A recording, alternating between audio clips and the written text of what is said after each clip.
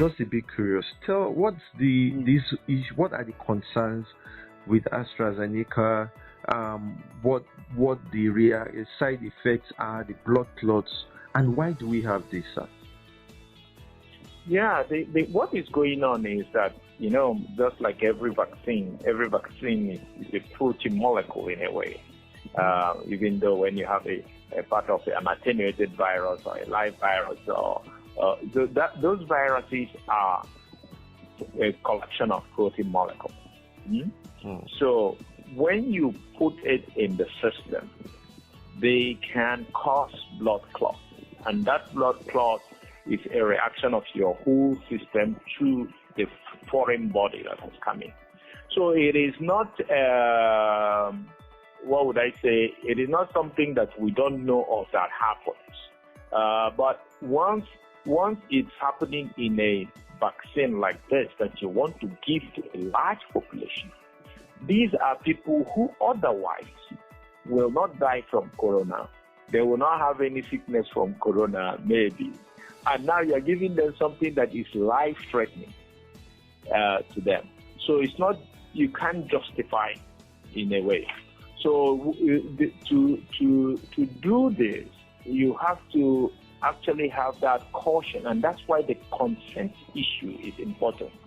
That consent issue is actually why we medical practitioners have a problem with it, even the whole exercise. Because if I'm mandatorily treating you and something happens to you, I am 100% liable. Now, but if I treat you on a consent, it's a mishap. So, and when you say, okay, everybody is free to do the vaccine if they want, but to fly, you need to show a vaccine passport. It is still mandatory. Yeah. So it is not consensual. Okay? And that's the whole problem with it.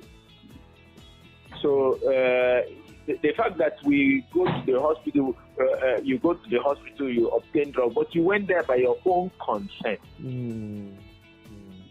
Okay? Yeah. You agree when you are giving that prescription, you accepted it. So, but something bad can still happen. But in this case, you consented. But in the case I say you must come to the hospital, you must take this drug. If anything happens to you, 100% I am liable. So that changes the whole practice of medicine.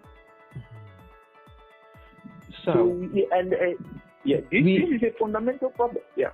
We have about 3.9 million doses already shipped in. Yeah. What do we do? What is the way forward? How can we solve this, address these concerns? Yeah, the question we have to ask ourselves, what is the likelihood of somebody dying getting the vaccine? And what is the likelihood of somebody dying but not getting the vaccine? So these are two questions. What are the risks? If the risk of dying from an unpredicted situation after getting the vaccine approaches even in a small fraction the risk of having corona, then it's not worth it.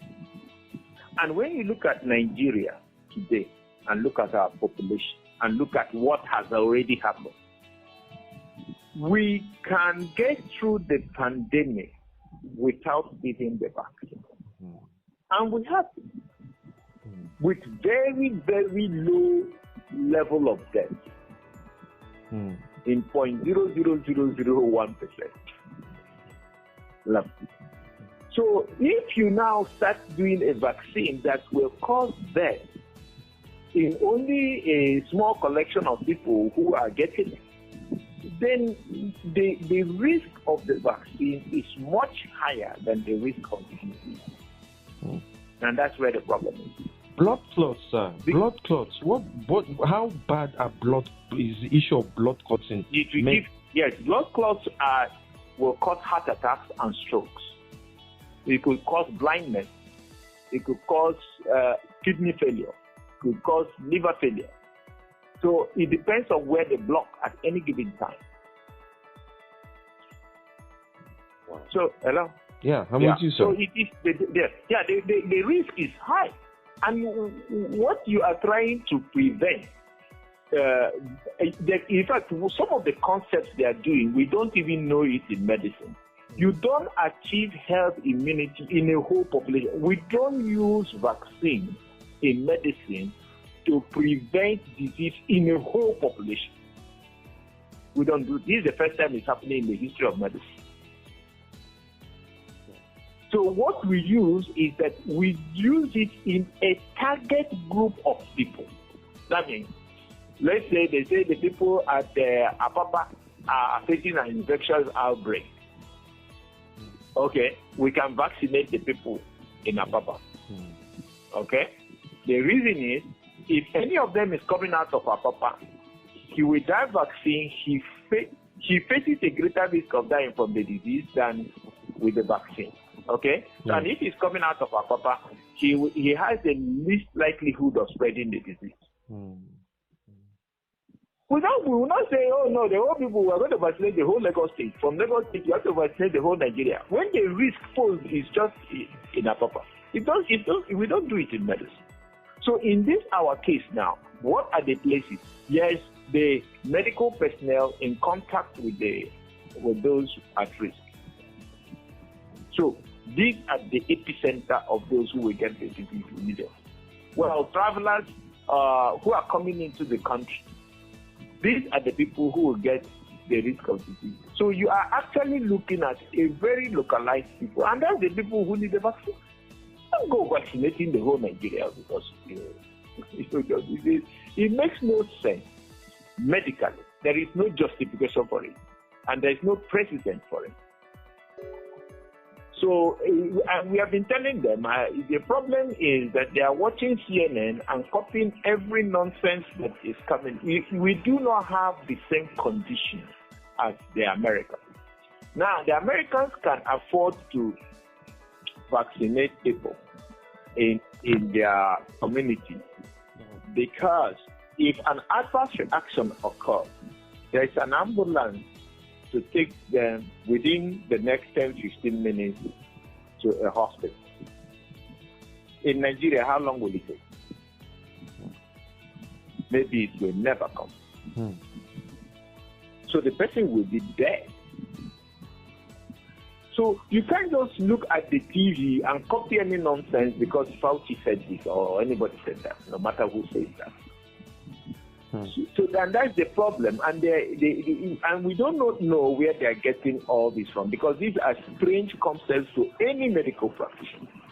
This brings me to This brings me to homegrown solutions. We have people like you. We have Professor Oyewale Tomori. We have renowned medical people who know how to get medicine and match technology and create magic, and we would have homegrown solutions. Should we now not look inwards and get a solution? That's what we have been saying, and we really do have a solution, right? Where do you think the infection is not killing everybody in Nigeria and in such a fast rate? We have a very high level of infected people, but very, very few are dying or even having any disease at all. Why?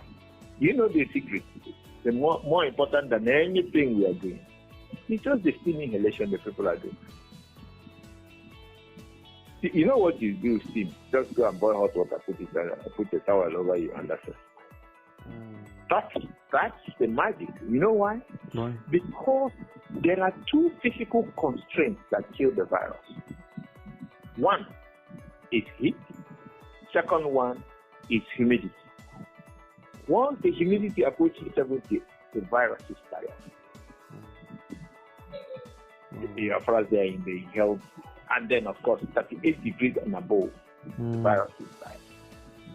So what is happening is that even though our people catch the infection, once they do their steam inhalation, at least if they do it maybe every 4 hours for maybe a day or two when they are having the primary infection, the amount of virus that enters into the system is so small that it only primes the immune system to produce antibodies. Then they become immune. That's what is happening. That's why you are not seeing people dropping dead on the street or anything like that. And it's not going to happen. It's far more effective than you see, I was telling the press, the print media people, but look, if you had steaming boots, inhalation steaming boots around Nigeria, if you do more than buying any vaccine at all, as simple as that, just getting a place where you can sleep. For those who are always on the street, especially drivers and travelers, people who are on the road all the time. You can stop for 5 minutes while steaming inhalation and continue with their next travel. So, and that is the type of physical constraints you use. You use physical constraints. Why they are not doing it is a different thing altogether. I mean, in the advanced countries, it's a different thing altogether, because medicine, you have to understand, in America or any of the advanced countries, is a way for the system to run. Those billions, 100 billion, 200 billion, is the way the pharmaceutical industry will run. It's a whole different thing up there. But we don't have that money and that type of resources. So we have to use innovative ways and local ways to do things. And this idea of mimicking the West, they have never. I was telling a foreign media, I think it's the South African media. I said, look, they don't have any experience, and I mean any experience with dealing with this type of infection. They don't. We dealt with Lassa fever. We dealt with Ebola. We deal with it almost every day. So, what is their experience? Which doctor in America has dealt with that? Never. So they're just getting it for. So they're making their mistakes as they go along and learning that on what doesn't work. So the copying them, I don't know what that will lead. You know, like all the nonsense they started with. I don't know whether you read my articles in Punch and all that with lockdown. You are doing rubbish, because when you lock down in Nigeria, you crowd people together. You see, when you say you lock down, most people have the family of 3, and they usually have three mother, father, and child. That's the standard thing. So everybody can go to their room. Now, in Nigeria, usually in Lagos and other places, I think, who are other big towns, you have an uncle who has 5 children of his own. Those 5 children have 5 cousins of their own. And they have highest 2 bedrooms, 2 rooms. That's the average normal person, not the big person, but an average normal person. 2 rooms in Lagos, he has. Most of the people sleep in the parlor. Then the other ones, maybe the father and mother, and then a few of the small kids are sleeping in the bedroom.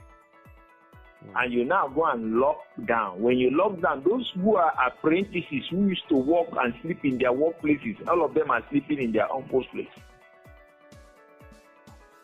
And then that is where you have the crowded forum that will spread the infection if you have any for them to spread. So you don't imitate what the West is doing because Fauci said this. Fauci has not treated any patient in his life. I know him very well. He has not treated any patient. He's the director of it. That's what he has been doing all his life in the laboratory. He has never treated, asking whether he has treated a corona patient, even coronavirus that is happening. He works in the lab. That's what he does. At NIH, that's what he does. Doesn't see human beings. So he really doesn't know what the dynamics are. He does theorizing things. And then because he's a big director of a very big institute, that's true. But the question is, you still have practical experiences. You tell people to wear double mask. You can't tell people to have the oxygenation will drop. That's the time they really have respiratory disease. So the issue is, and you can see, we are not even the NCDC is not really doing a great job in terms of public education. But the people have educated themselves. They are all doing simulation, almost everybody. The other time I asked the people doing survey, almost 90% of the people they asked, they were doing simulation.